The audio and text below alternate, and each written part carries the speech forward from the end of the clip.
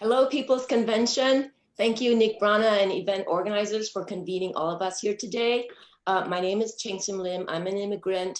I came to this country 41 years ago at the start of the Reagan era. My lifetime in this country maps exactly the neoliberal ascendancy. And it is this experience of neoliberalism that values profits over human life and dignity that has brought me here today. I want to keep within my allotted time, so I'll go right to how I became a Medicare for All activist and why I think the single payer movement cannot rely on the Democratic Party.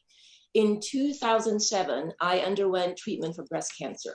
That experience opened my eyes to the gross inequities of the American for-profit health insurance system.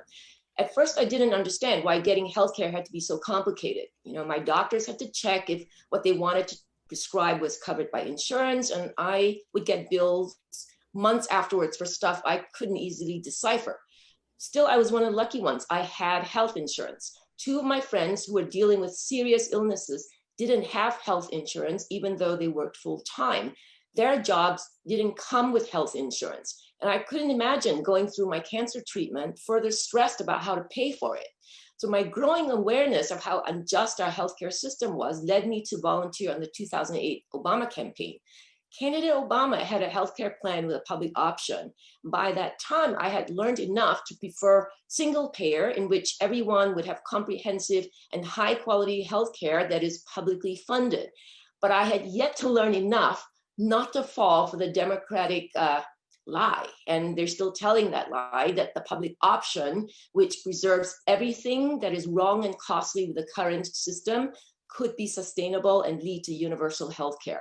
It took me another year to learn as a volunteer for Organizing for America, or OFA, helping to get the Affordable Care Act passed, that as inadequate a reform as a public option was, it was still only a bait and switch. Like, our volunteer group had collected like thousands of constituent letters to send to members of Congress for the public option. And we were puzzled why President Obama didn't seem to care to fight for a key plank of his campaign and allowed the public option to be killed in the Senate when Democrats had a filibuster-proof majority. When we asked questions, we were told by the then OFA chief, don't let the perfect be the enemy of the good. And this was the Obama mantra. And this was the same OFA chief who went on to be President Obama's re-election campaign manager in 2012 and to advise the British conservative prime ministers David Cameron and Theresa May on their election campaigns. I think it's telling how easily a Democratic operative can move between the Democratic and Tory parties, right? Don't you? At any rate, I subsequently learned from press accounts that the Obama administration was cutting deals behind the scenes with big pharma and hospital associations to drop the public option in exchange for their acquiescence on the ACA. This was happening while we volunteers were being told to gather support for the public option. And meanwhile, in California, where I live, we saw that Democrats could pass single-payer healthcare, which the California state legislature did in 2006 and 2008. When there was certainty the bills wouldn't be enacted.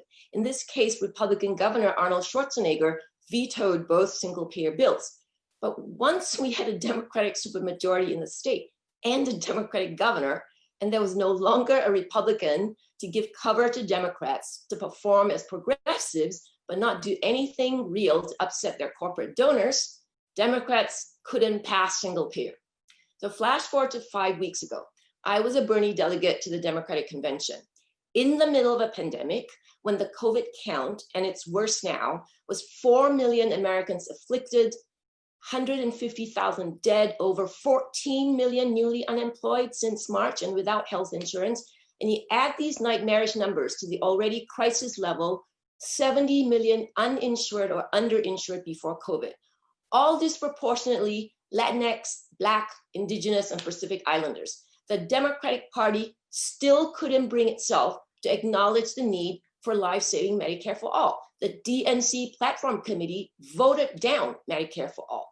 Then, during the Democratic Convention, while a parade of Republicans got to speak on the DNC broadcast, Bernie delegates would type in the Zoom chat of DNC meetings that we need Medicare for all and the Green New Deal, found themselves blocked from posting the rest of the meeting. That was the level of pettiness the DNC went to silence any mention of Medicare for all. I could cite other examples, but I'd run out of time. to sum up, in my lifetime in this country, I've seen no evidence the Democratic Party will deliver Medicare for all on its own. We need massive, massive pressure from the outside. One way to do that is through an anti-oligarchy People's Party that is serious about organizing to contest for power. So how about we do it?